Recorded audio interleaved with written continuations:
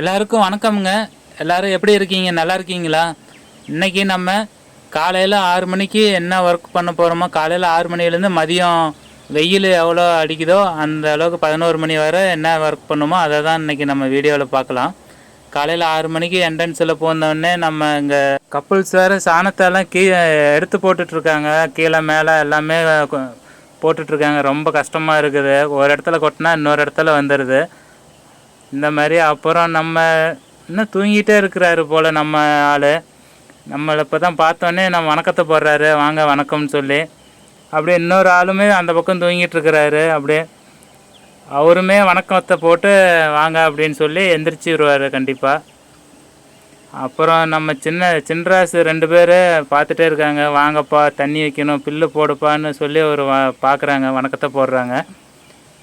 அப்படியே அவங்களையும் ஒரு விதை பார்த்துட்டு நம்மளும் பால் கறந்தது ஆவினுக்கு கொண்டு போய் பால் ஊற்றிட்டு அதுக்கப்புறம் தான் வந்து நம்ம ஒர்க் ஸ்டார்ட் பண்ணுவோம்.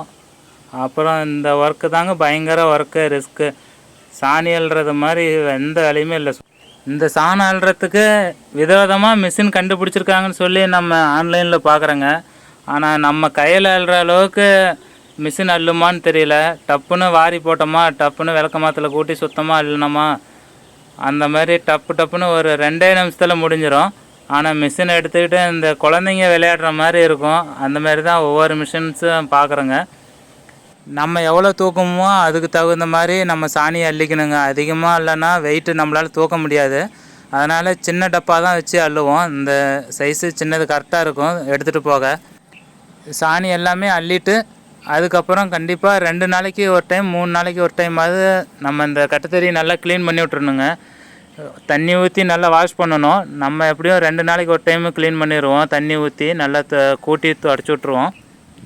மாடுமே நல்லா ஈரத்துணி வச்சு துடைச்சி எடுக்கணுங்க டெய்லியுமே. அப்புறம் நம்ம சாணி தூக்கிட்டு கொண்டு போய் வெளியே தான் எடுத்துகிட்டு போய் ஒரு இடத்துல தான் கொட்டி வைக்கிறோங்க. பக்கத்தில் கோழி எருவும் பக்கத்தில் வாங்கியிருக்கிறோம். அந்த கோழி எருவு அப்புறம் மாட்டு சாணம். கோழி எருவுக்கு வந்து செடிங்களுக்கு போடுறதுக்காக வாங்கியிருக்கோம். அப்புறம் மாட்டு சாணம் இந்த மாதிரி உட்டையாக கொட்டி வச்சுட்டா நம்ம முன்னாடி பார்த்த மாதிரி அந்த கப்புள்ஸ் வந்து எல்லாமே தனித்தனியாக கீழே நல்லா உதிரியாக பண்ணி விட்ருவாங்க. அவங்களுக்கு அதான் வேலையே ஃபுல் டைமு. அதுக்கப்புறம் நம்ம சின்ராசு 2 பேருமே இருக்கிறாங்க. அவங்க வேறு முட்டி மோதிட்டுருக்குறாங்க. எல்லாமே சுத்தம் பண்ணிட்டு சீக்கிரம் தண்ணி வைப்பா அப்படின்னு சொல்லி அவங்க காலையில் 7 மணிக்கே தண்ணி குடிச்சிடணும். இல்லைன்னா பயங்கர சவுண்டு கத்திகிட்டே இருக்கும். தண்ணி வைங்கன்னு சொல்லி கத்திகிட்டே இருக்குங்க. அப்புறம் தண்ணி வச்சுட்டு அதுக்கப்புறம் அதுக்கு நெல்லம்பில்லு நம்ம வாங்கினது நெல்லம்பில்லு எடுத்து போட்டுட்டோமா ஒரு 11 மணி வரை நம்மளை கண்டுக்காது. அது ஃபுல்லாக சாப்பிட்டு படுத்துக்கும். அதுக்கப்புறம் நிழலில் பிடிச்சி கட்டிடலாம். அவ்வளோதாங்க. இதுதான் 11 மணி வரை ப்ராசஸ். இப்படி தான் போயிட்டுருக்கோம். அதுக்கு அடுத்தது நம்ம என்ன வேலை இருக்குங்கன்னா அப்புறம் கொஞ்சம் வேலை அடுத்தது மேலே இன்னும் ஒரு 5-6 பேர் இருக்காங்க. அவங்களோடைய இதுவும் போயிட்டு சுத்தம் பண்ணி எடுத்துகிட்டு அதுக்கப்புறம் தாங்க வேலையே இருக்குது. இது சும்மா ட்ரையல் தாங்க. அதுக்கப்புறம் தான் பயங்கர வேலையே. மாடு துடைக்கிறாங்க. ஈரத்துணி போட்டு துடைச்சிட்டு இவங்களுக்கும் பில்லு எல்லாமே கொடுத்துட்டு அது 9 மணி ஆயிருங்க. அதுக்கப்புறம் நம்ம தோட்டத்தில் போய் ஒர்க் இருக்குங்க. நம்ம நெல்லங்காடு வெள்ளரிக்காய் காட்டுக்கு தண்ணி பேலன்ஸ் இருக்குது. நேற்று கட்டிட்டு மீதி இருக்குதுங்க. மீதி அப்புறம் இப்போ இன்னைக்கு காலையில் தான் கட்டணும். அது கட்டிட்டு அதுக்கப்புறம் மீன் அம்மியில் தான் அடிக்கணும். பூச்சி வெரைட்டிக்கு அந்த சிகப்பு வண்டு அதிகமாக இருக்குதுங்க. அப்புறம் பார்த்துட்டு அப்புறம் இன்றைக்கி அடிக்கணும். மருந்து எப்போவுமே அந்த மீன் அம்மையெல்லாம் ஸ்டாக் இருந்தே இருக்கணுங்க. நம்ம இந்த பூச்சி வெரைட்டிக்கு இது பயன்படுத்தியே இருக்கணும். 10 நாளைக்கு ஒரு டைம் போட்டே இருக்கணும். அதுக்கப்புறம் தாங்க தண்ணி பாய்ச்சறதுக்கப்புறம் நம்ம நெல் வயலுக்கு தான் தண்ணி மாற்றி விடணும். அதுக்கப்புறம் நெல் வயலுக்கு மாற்றி விட்டுட்டு இந்த பைப்பை அப்படியே தூக்கி கீழே போட்டுறதுங்க. இந்த ரிஸ்க் எடுக்கிற வேலையே இல்லைங்க. இந்த பைப்பை அப்படியே தூக்கி கீழே போட்டால் நெல்லங்காட்டுக்கு போயிடுங்க. அவ்வளோதான் வேலை. அப்புறம் அடுத்தது நிறையா இருக்குங்க. அப்புறம் நெல்லங்காட்டத்தை சுற்றியும் புல்லு அதிகமாகிருச்சு. அந்த புல்லு எல்லாமே அறுக்கணும். பப்பாளி செடி எல்லாமே ஓரத்தில் வச்சுட்டா பப்பாளி நம்ம பயனுள்ளதாக இருக்குதுங்க.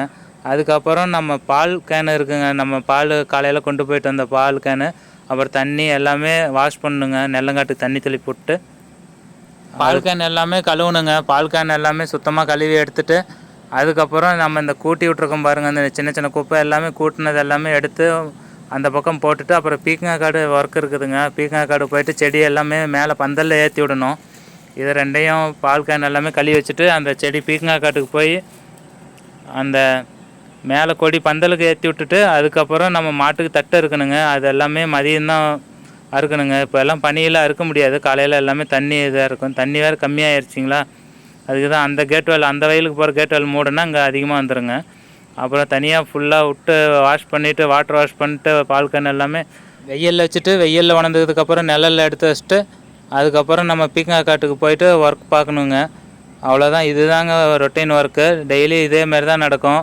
காலையில் 11 மணி ஆயிருங்க. அதுக்கப்புறம் போய் சாப்பிட்டு நம்மளை அப்படியே ஒரு ரெஸ்ட்டை போட்டோமா, அதுக்கப்புறம் 3 மணி ஆயிருங்க. அப்புறம் 3 மணிக்கு ஸ்டார்ட் பண்ணோமா, மறுபடியும் பால் கறக்க ரொட்டீன் ஒர்க்குங்க. அப்புறம் இந்த வெயிலுக்கு எல்லாமே தண்ணி வயலில் குறைஞ்சிருங்க. அதுக்கப்புறம் எந்த வயலில் தண்ணி இல்லையோ அதுக்கு பார்த்து கரெக்டாக போட்டுடணுங்க. அதுக்கப்புறம் நைட்டு பெருக்காந்தொல்லை தாங்க முடியாதுங்க. நைட்டு ஃபுல்லாக அந்த வயலில் இருக்கிற நெல் மணி எல்லாமே கட் பண்ணி போட்டுரும். அதனால் தண்ணி கம்பல்சரி நைட்டில் இருந்தே இருக்கணும். அதுக்கப்புறம் நம்ம இந்த வாரம் ஃபுல்லாக பெருக்கம் அதிகமாக இருக்குதுங்க. எலி பெருக்கம் எல்லாமே வங்கு நோண்டிகிட்டே இருக்குது. அதனால் இந்த வாரம் ஃபுல்லாக சுத்தம் பண்ணணும். இந்தமாரி புதையாக வச்சுருந்தோமா நல்லா சுத்தமாக வச்சுருந்தா தான் நல்லாயிருக்கும். புதையாக இருந்தால் ஃபுல்லாக பெருக்கம் வந்துடும்.